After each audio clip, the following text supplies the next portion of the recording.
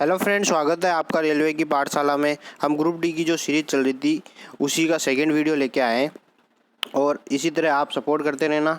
और वीडियो पसंद आया तो इसको लाइक और चैनल को सब्सक्राइब करिएगा। हम क्वेश्चन पे आते हैं। 10 किलोमीटर पर घंटे की गति से चलने पर मधु अपने विद्यालय 15 मिनट में पहुंचती। अगली बार वह अपनी गति 2 किलोमीटर पर घंटा बढ़ा देती है, फिर भी वह 5 मिनट देर से पहुंचती। उससे घर से विद्यालय की दूरी कितनी है? In 15 minutes Madhu reached her school after walking a speed 10 kilometre per an hour. Next time she increase her speed 2 kilometres but still arrive 5 minute late. What is the distance from his house to school? ये question कह रहा है कि मधु अपने घर से school जाती है तो उसकी स्पीड है 10 किलोमीटर पर आवर, तो वो 15 मिनट लेट से पहुंचती है। फिर वो नेक्स्ट टाइम क्या करती है, स्पीड को 2 किलोमीटर पर आवर बढ़ा देती है, तो 12 किलोमीटर पर आवर होगी, तो भी वो 5 मिनट लेट पहुंच रही है। तो देख, इस प्रकार तो स्कूल और घर के बीच की डिस्टेंस बता दो। तो इस प्रकार क्वेश्चन को डिस्टेंस फाइंड करनी होती है, तो क्या कर दो, S1 into S2 upon S2 minus S1 into delta मतलब टाइम के बीच का डिफरेंस। तो हमारे पास स्पीड है 10 इंटू 12 अपॉन इन दोनों के बीच का डिफरेंस 2 इंटू, देखो टाइम का बीच का गैप कितना, देखो 15 मिनट पहले लेट हो रही थी, फिर 5 मिनट लेट हो रही है, मतलब कितना गैप आ रहा है, 10 मिनट का गैप आ रहा है। तो हमें 10 लिखना है। घंटे में चेंज करने के लिए डिवाइड बाई 60 करेंगे, 0 से 0 कट गया, 6 2 जा 12 हो गया, ये बचा कितना हमारे पास 10 किलोमीटर। तो स्कूल और घर के बीच की डिस्टेंस होगी 10 kilometre per hour. Next question, यदि पिता और पुत्र की वर्तमान आयु क्रम से 48 वर्ष और 28.8 वर्ष है, तो पिता अपने पुत्र से कह सकता है कि जब तुम पैदा हुए थे तब मेरी आयु तुम्हारी वर्तमान आयु की थी। If the present age of the father and son is 48 year and 28 year respectively, then the father can say to his son, I was your present age when you were born। देखो इस question को हमेशा option से ही करना है। ये देखो क्या दे रखा है, 48 ईयर है फादर की एज, 28.8 ये सन है, ये फादर हो गए, ये सन हो गए। इस क्वेश्चन को बस बेसिक से करना है, ऑप्शन उठाओ। देखो 20 जब ये बोर्न हुआ था बच्चा, ही वॉज बोर्न, तब फादर कितने एज के होते, देखो 48 है, 28 माइनस कर दूंगा मैं, 19 के समथिंग हो जाएगा, कुछ 19 ईयर के समथिंग होगा। ठीक है, तो अब देखो 19 ईयर के समथिंग होगा, तो देखो 28 है, 19 का कितना, देखो 1/5 तो होने से रहा भाई, 28 का 19 करेंगे, 1/5 करेंगे तो कुछ समथिंग आएगा, 5 पॉइंट कुछ आएगा। फिर आता है आधा, आधा करते हैं तो 28 का आधा 14, 14 से होने से रहा, 1/3 करते हैं तो 28 को मैं मान लो 27, तो 1/3 करेंगे तो 9 के समथिंग आएगा, वो भी रहूँगा। फिर अपन करते हैं 2/3, 2/3 मतलब इसको मैं 27 2/3 करते हैं, मतलब 2/3 2, तो 3 ये 8 है, तो ये हो जाएगा 9 पॉइंट कुछ जाएगा, 9 2 जा 18, 18 मतलब ये लगभग इसके बराबर आ रहा है 19 के, तो हमारा ऑप्शन हो जाएगा 2/3। इसको ऑप्शन से करना होगा हमें, बाकी बेसिक से करेंगे तो बहुत लंबा हो जाएगा। हाँ, भूमि का एक त्रिभुज आकार भाग जिसकी भुजाएं 72 सेंटीमीटर, 72 मीटर, 30 मीटर और 78 मीटर है, तो को 20 पैसे प्रति वर्ग मीटर की दर से समतल करने की लागत क्या है? What is the cost of levelling a triangular shape portion of a land having a side of 72 30 and 78 respectively at the rate of 20 paisa पर स्क्वायर मीटर? तो सबसे पहले हमें इसका एरिया निकालना होगा। तो एरिया कैसे निकालेंगे? हीरोन्स फॉर्मूला से इसके, क्योंकि तीनों साइड अलग अलग है इसकी। हीरोन्स फॉर्मूला होता है एस, एरिया फाइंड करने का, a is equals to s minus a, s minus b, s minus c का रूट। एस होता है सेमी पैरामीटर, सेमी पैरामीटर तीनों साइडों को ऐड करके डिवाइड बाई 2 कर देते हैं, तो सेमी पैरामीटर आता था। सेमी पैरामीटर 72 30 और 78 का कितना हो जाएगा, इनको सबको ऐड करेंगे 100, ये हो जाएंगे 180, 180 का हाफ करेंगे तो 90 हो जाएगा सेमी पैरामीटर, तो ये हो गया 90। 90 माइनस ए साइड माइनस करनी होती है, तो 90 माइनस 8, 72 माइनस करेंगे तो 18 आएगा, इंटू फिर 30 माइनस करेंगे 90 में से 60 आएगा,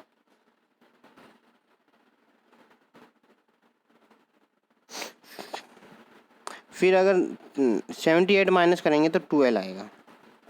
ये सब रूट में चल रहा है। तो 19 को मैं क्या लिख सकता हूँ, 18 इंटू 5 इंटू 18 को 18 लिखूँगा। ये 60 है, 60 को क्या लिख सकता हूँ मैं, 12 5 जा 60 इंटू 12। देखो दो दो के पेयर बन गए मेरे पास, दो दो के पेयर बन गए। एक तो 18 मिल गया मुझे, एक मिल गया 5, एक और मुझे 12 मिल गया।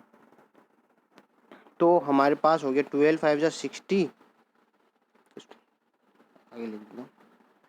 हमारे पास हो गया 18 इंटू 12 इंटू 5। अब देखो कितने पैसे लग रहा है, 20 पैसा। 20 पैसे को मैं रुपए में चेंज कर दूंगा, अपॉन 100 कर दूंगा।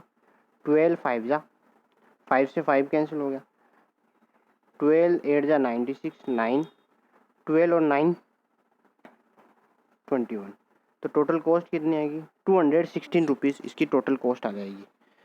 नेक्स्ट क्वेश्चन करते हैं हम।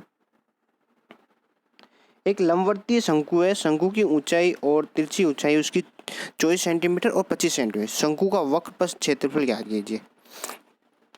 कर्व्ड सरफेस एरिया फाइंड करना है कोन का। तो इस प्रकार के क्वेश्चन को करेंगे। देखो सबसे पहले कोन बनाओ एक बार समझाने के लिए। ये कोन हो गया, ये हो गया। सबसे पहले ये होता है इसकी एल स्लांट हाइट, ये होती है हाइट, और ये होती है रेडियस। ठीक है, ये हमें दे रखा है 24, ये दे रखा है 25। तो सबसे पहले हमें रेडियस फाइंड करना। हमें ट्रिपलेट याद रखना, 7 24 25, 7 24 25 होता है। तो रेडियस हमारे पास आ जाएगी 7। और ये कैसे फाइंड करेंगे, पाइथागोरस थ्योरम लगा दो। ये एक राइट एंगल ट्राइंगल बनेगा, समकोण त्रिभुज बनेगा, जिसमें ये कर्ण मतलब हाइपोटेनियस का square is equal to base square plus height square. तो ऐड करोगे तो ये हमारे पास 7 आएगा। 625 में से 576 माइनस कर देंगे 24 का स्क्वायर, तो आर इजिकल्स टू हमारे पास 49 आएगा। 49 का रूट निकालेंगे तो 7 सेंटीमीटर आ जाएगा। तो ये हमारे पास इससे आ गया। तो हमारे पास एरिया फाइंड करने का फॉर्मूला होता है कर्व्ड सरफेस एरिया का पाई आर एल। पाई की जगह 22/7, आर हमारे पास 7 आ गया, और एल ये जो स्लांट हाइट है, तिर्यक ऊंचाई है, ये 25 दे रखी है। 7 से 7 कैंसिल, 25 2 जा 55, 25 2 जा 50 और 5 550। तो हमारा आंसर हो जाएगा 550। नेक्स्ट क्वेश्चन करते हैं अपन। हाँ नेक्स्ट क्वेश्चन है 5 16 24 36 52 और 54 का लेसे फाइंड करना है, एलसीएम फाइंड करना है। तो इस प्रकार के क्वेश्चन को कैसे सोल्व करेंगे। देखो ये 16 दे रखा है, 16 को हम क्या लिख सकते हैं, 2 की पावर 4, फिर देगा 24, 24 को क्या लिख सकते हैं, 2 की पावर 3, 3 इंटू 2 की पावर 3, मतलब कितने हो गए, 2 की पावर 3 8, 8 इंटू 3 24 हो गए। फिर बाद में 36 को हम लिख सकते हैं 2 की पावर 2 इंटू 3 की पावर 2, 3 की पावर 2 9, 2 की पावर 2 4, 9 4 जा 36। फिर बाद में 52 को हम लिख सकते हैं 2 की पावर 2 इंटू 13, मतलब 2 की पावर 2 मतलब 4 इंटू 13 4 जा 52। फिर आता है 54 को क्या लिख सकते हैं, 3 की पावर 3 27 इंटू 2। अब हमें एलसीएम फाइंड करना है। तो हाईएस्ट जो पावर होती है उसको अलग अलग ले लो। जैसे 2 की पावर हाईएस्ट इसमें कितनी है, 4 है, 2 की पावर 4 ले लो इंटू, फिर 3 की पावर हाईएस्ट कितनी है, 3 है, तो उसको ले लो इंटू, फिर बाद में कोई और है 13 एक अलग पड़ा है, इन सबको मल्टीप्लाई कर दो। इन सबको मल्टीप्लाई कर दोगे तो 2 की पावर 4 मतलब हो गया 16 इंटू 3 की पावर 27 इंटू 13। इन तीनों को मल्टीप्लाई करोगे 5616 आंसर आ जाएगा। ये मल्टीप्लाई तो आप खुद कर लोगे। नेक्स्ट क्वेश्चन, हाँ a minus 1/a is equals to 7। तो a square plus 1/a square find करना है। एलजेब्रे का क्वेश्चन है ये। देखो इस प्रकार के क्वेश्चन को सोल्व करने के लिए, जैसे a माइनस 1/a दे रखा है हमारे पास 7, अब पूछा क्या है a square plus 1/a square. तो कुछ नहीं करना, जैसे यहाँ पे माइनस होता है तो इसका स्क्वायर करके +2 कर दो, मतलब 7 का स्क्वायर 49 प्लस 2 कर देंगे तो आंसर आ जाएगा 51। अगर इस क्वेश्चन में ऐसे नहीं दिया होता, एक और तरीके से दिया होता, ये तो इसका आंसर हो गया, एक और तरीका दे रखा होता, अगर ये दे रखा होता हमें a प्लस 1/a = 7, तो ये वैल्यू पूछी जाती है तो हम क्या लिखते, 7 का स्क्वायर। अगर यहाँ प्लस है, यहाँ प्लस है था, अगर यहाँ पे ये प्लस है तो यहाँ पे -2 कर देते। 7 का स्क्वायर 49 - 2 कितने हो जाएंगे, 47। दोनों प्रकार से मैंने क्वेश्चन समझा दिया आपको। नेक्स्ट क्वेश्चन पे चलते हैं।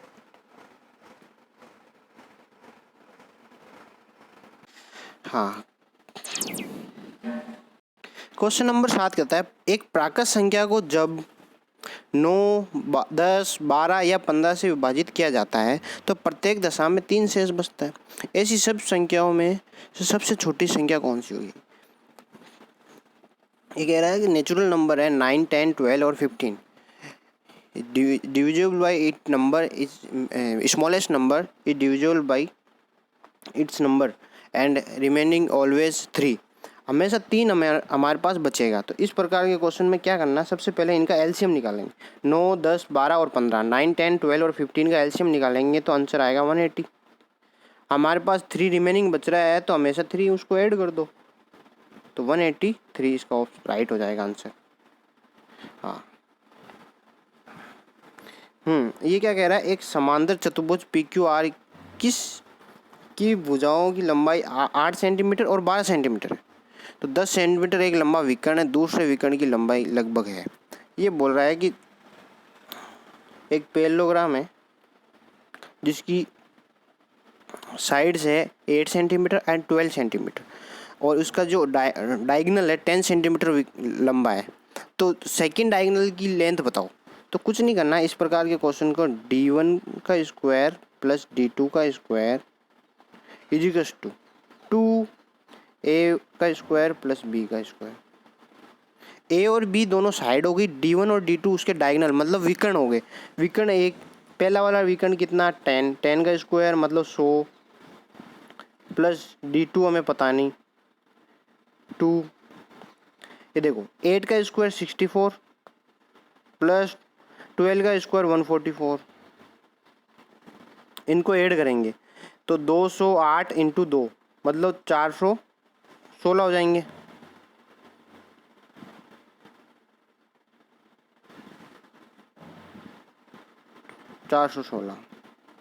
-100 कर देंगे तो ये हमारे पास हो जाएगा D2 का स्क्वायर इजिकल्स टू 316। देखो ये लगभग आंसर आएगा, एग्जैक्ट आंसर नहीं आएगा। 316 मतलब 18 का स्क्वायर कितना होता है, 324 होता है। मतलब 18 से थोड़ा सा कम, 18 से थोड़ा सा कम कौन सा ऑप्शन है, 17.8 है। तो हम 17.8 को राइट करेंगे। नेक्स्ट क्वेश्चन, प्रत्येक माह कृतिका अपनी आय का 30% घर के किराए पर और शेष का 60% घरेलू व्यय पर खर्च करती है। यदि वह प्रत्येक माह 6,300 की बचत करती है तो उसकी कुल मासिक आय कितनी है। Every month Kritika spend 30% of in income on house rent and 60% of it rates of house expense. If she saves 6,300 every month, what is her total monthly income. देखो इस प्रकार के क्वेश्चन को कैसे करते हैं। देखो मुझे उसका पता नहीं कितनी करती है तो मैंने मान लिया x करती है, उसकी मतलब इनकम है x रुपये थी। अब वो क्या कर रही है, 30% क्या कर रही है इनकम का कर रही है, खर्च कर रही है कहाँ पर, रेंट पे। 30% रेंट खर्च कर रही है तो उसके पास बचे कितने, 70% बचा। जो भी था उसकी इनकम का 70% बचा, 70/100, 70% को 70/100 कर दो इंटू, फिर जो भी बचा उसका 60% वो कहाँ खर्च कर रही है, हाउस एक्सपेंडिचर में। तो अब उसके पास कितना, 60% उसने खर्च कर दिया तो 40% बचा, तो 40/100। अब इतना खर्च करने के बाद उसके पास कितने रुपए बच रहे हैं, 6,300 रुपये। तो इस प्रकार के क्वेश्चन को ऐसे सोल्व कर लो। 7 9 जा 63, 4 25 जा 25, 9 जा होता है 2250। ये सी ऑप्शन राइट हो जाएगा। ठीक है, नेक्स्ट हाँ, इस क्वेश्चन को, एक आयत की लंबाई और चौड़ाई का अनुपात 3:1 है। ओ, तो आयत की लंबाई कितनी होगी यदि उसका परिमाप 96 मीटर है, जो पैरामीटर दे रखा है 96 मीटर, एंड लेंथ और ब्रेथ का उनका रेशियो दे रखा है 3 और 1। तो इस प्रकार के क्वेश्चन को देखो, डायग्राम बना के मैं समझाने का प्रयास करूंगा। ये 3 मान लिया मैंने, ये मान लिया, ये 3x हो गया, ये 1x हो गया। तो ये क्या कह रहा है, देखो पैरामीटर का फॉर्मूला क्या होता है, रेक्टेंगल का 2l + b, length plus breadth.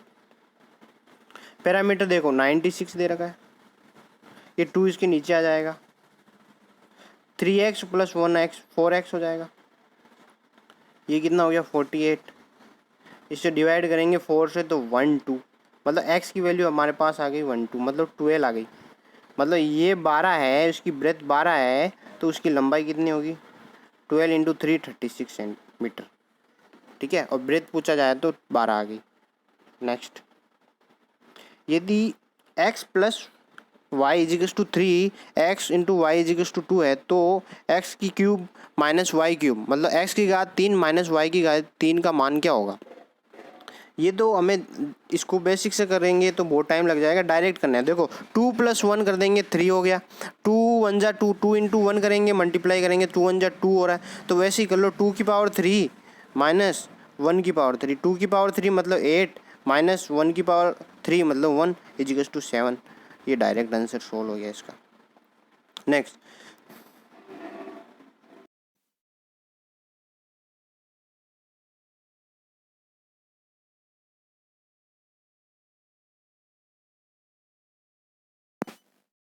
"48 people can do one thing in 17 days."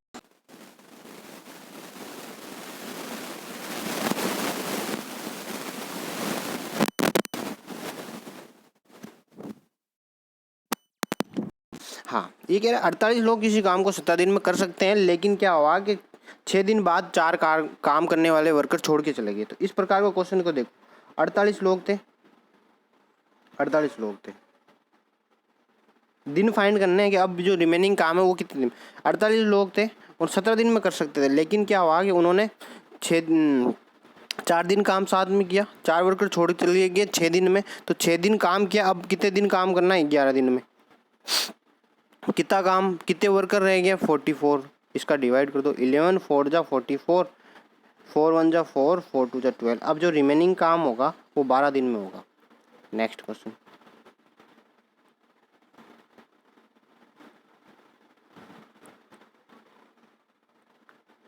हाँ, ये क्वेश्चन कह रहा है कितने मूलधन का 6% वार्षिक दर से 10 वर्ष में साधारण ब्याज 120 रुपये हो जाएगा।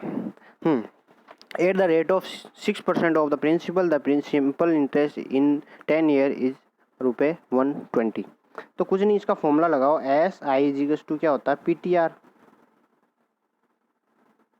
Upon 100, principal into time into rate, principal मूलधन इंटू समय इंटू दर बटा 100, सिंपल इंटरेस्ट। सिंपल इंटरेस्ट कितना 120 दे रखा है, प्रिंसिपल हमें पता नहीं है कितने रुपए पता नहीं, टाइम हमें दे रखा है 10 वर्ष, और रेट दे रखी है 6% अपॉन 100। एक जीरो से एक जीरो चला गया, ये देखो ये इधर आ जाएंगे तो ये हो जाएगा 12, ये 6 से काट दूँ डायरेक्ट, 6 2 जा 12, 20, और ये जो 10 बचा है ये इसके मल्टीपल में आएगा, तो ये कितना आ जाएगा 200। प्रिंसिपल हमारे पास कितना हो जाएगा 200 रुपये, ये आंसर हो जाएगा। रंजीत किसी कार्य को 25 दिन में पूरा कर सकता है, जबकि अंजी इसे 20 दिन में समाप्त कर सकता है। वे 5 दिन तक एक साथ कार्य करते हैं और फिर रंजीत छोड़ देता है। अंजी शेष कार्य को खत्म करने में कितना दिन लगाएगा। हाँ, Ranjit can complete a task in 25 days while Anji can do it in 20 days. They work together for 5 days and then Ranjit leaves. How many days will Anji take to complete the remaining work. इसमें रिमेनिंग वर्क कंप्लीट करने का पूछा है, तो कोई नहीं, इस प्रकार के क्वेश्चन को ऐसे करेंगे। देखो पहले दोनों की एफिशिएंसी निकालेंगे।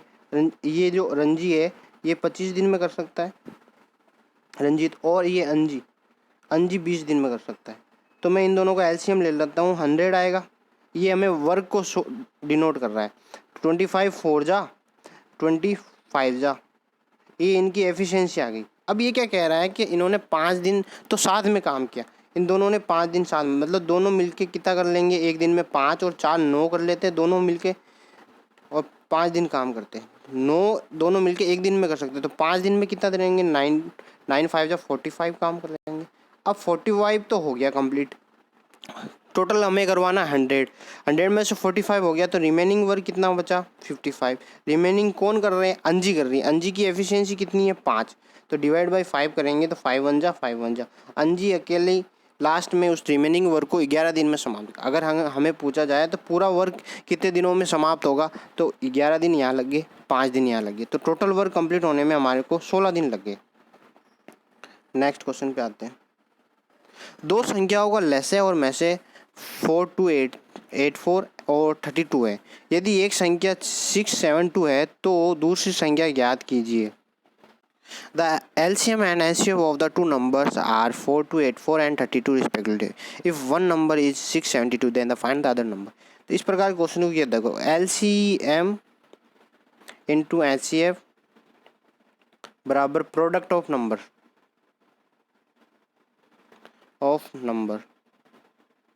तो LCM कितना दे रखा है 4284 इंटू 32। एक नंबर नीचे डाल दो, एक नंबर कितना है 672 बराबर दूसरा नंबर हमारे पास मिल जाएगा। इसको काट दो, 32 की टेबल से काटेंगे, 32 2 जा 64, 32 1 जा 21 आया। 21 आता है नीचे तो हमेशा समझ लो अगर हमारे पास नंबर हो तो ये 7 की टेबल से 7 3 जा, ये हो जाएगा 7 6 जा 42, 7 1 जा 7 2 जा 42। इसको 3 की टेबल से 3 1 3 2 जा 6 0 3 4 जा 24, 204 नंबर हमारे पास आ जाएगा। जो सेकंड नंबर होगा 204 आएगा। नेक्स्ट क्वेश्चन, यदि दो संख्याओं का में से 11 और उनका लसे 330 है, यदि उनमें से एक संख्या 55 हो तो दूसरी संख्या क्या होगा। Is the HCF of two numbers 11 and their LCM is 330, what would happen if one of them was 55। तो इस प्रकार के क्वेश्चन सेम वही है, 11 इंटू 330, एक नंबर का डिवाइड कर दो 55 इजिकल्स टू सेकेंड नंबर आ जाएगा। 11 5 जा 5 6 जा 30, 5 6 जा 30, 66 आंसर आ जाएगा। नेक्स्ट क्वेश्चन पे चलते हैं। पानी के एक टैंक को 3 पाइपों X, Y और Z के माध्यम से 5 घंटे में भरा जाता है। पाइप Z पाइप Y से 3 गुना तेज है और पाइप Y पाइप X से 2 गुना तेज है। पानी टैंक को पाइप X अकेले भरने में कितना समय लगेगा। A tank of water is filled with 3 pipes X, Y and Z in 5 hours. मतलब 3 पाइपें X plus Y plus Z तीनों मिलकर 5 घंटे में किसी टैंक को भर सकते हैं। Pipe Z is 3 times faster than pipe Y and pipe Y is 2 times faster than pipe X। How long did it take to for the water tank be complete a pipe. X का पूछा, X अकेला कितने दिन में भर सकता है। इस प्रकार क्वेश्चन को देखो, ये क्वेश्चन कह रहा है कि X plus Y plus Z ये तीनों मिलके किसी टैंक को 5 घंटे में भर सकते हैं।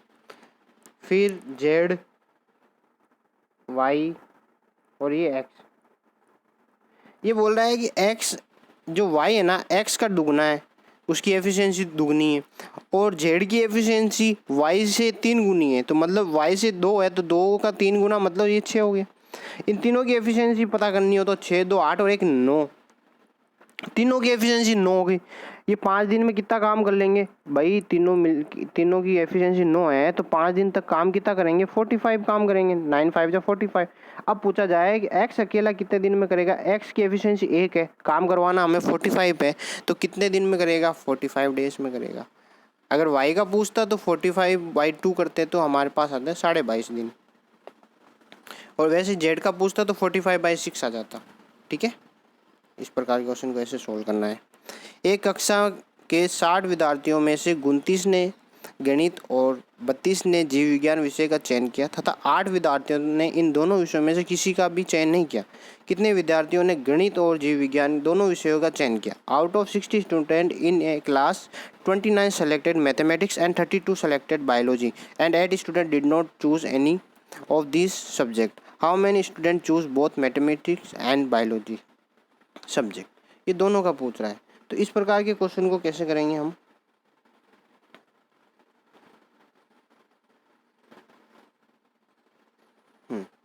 देखो 62 स्टूडेंट है टोटल, 29 ने हम ले लिया मैथ और 32 ने ले लिया बायोलॉजी।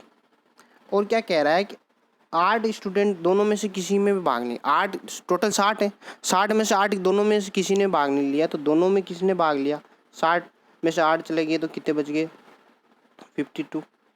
अब क्या है, हमें तो बताना है कि दोनों में से दोनों में किसी ने भाग लिया। देखो क्या होता है, ये 52 दोनों टाइम्स आ गया, एक बार इसमें भी आ गया एक बार इसमें भी आ गया, तो इन दोनों को ऐड करके इसको माइनस कर दो। 29 और 32, 30 20 50 60 61 में से 52 माइनस कर दो तो हमारे पास आ जाएगा 9। तो दोनों में भाग लिया 9 स्टूडेंट ने, ये हमारा आंसर होगा। नेक्स्ट क्वेश्चन कह रहा है यदि मैं एक वस्तु को 595 में बेचता हूँ तो मुझे 19% का लाभ होता है। ऐसे 475 में बेचता हूँ तो मुझे होने वाली लाभ प्रतिशत क्या होगा, लाभ या हानि क्या होगी। If sell 595 to an item I get a profit of 19%। If I sell such rupees for 475 what is percentage gain या लॉस।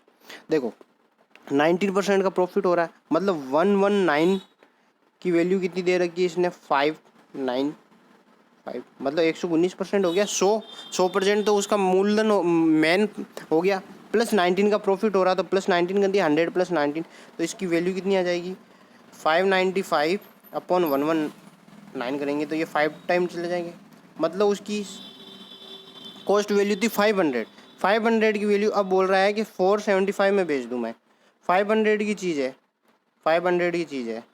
475 में बेचा, तो लॉस कितने का हो रहा है 25 का, इंटू 100 कर दो तो हमारे पास 5% का लॉस हो जाएगा। 500 रुपये की चीज़ थी 475 में बेच देगा तो उसे लॉस ही होगा। लॉस कितने का होगा 5% का होगा। नेक्स्ट क्वेश्चन ये कह रहा है 5/11 + 18 - 6 × 9। 5/11 55/11 को हम डायरेक्ट कर सकते हैं सोल्व। 11 5 जा ब्रैकेट में पड़ा है 18 - 6 × 12 × 9 108 + 5 113। Easy question. ये आज का हमारा सेशन समाप्त होता है। वीडियो पसंद आए तो लाइक करना और कमेंट ज़रूर करना, इसमें कुछ और सुधार करने की ज़रूरत हो तो आप हमें ज़रूर बताना, और आगे हम और भी इससे बढ़िया वीडियो लाएंगे और थोड़ा और मेहनत करने का प्रयास करेंगे। Thank you.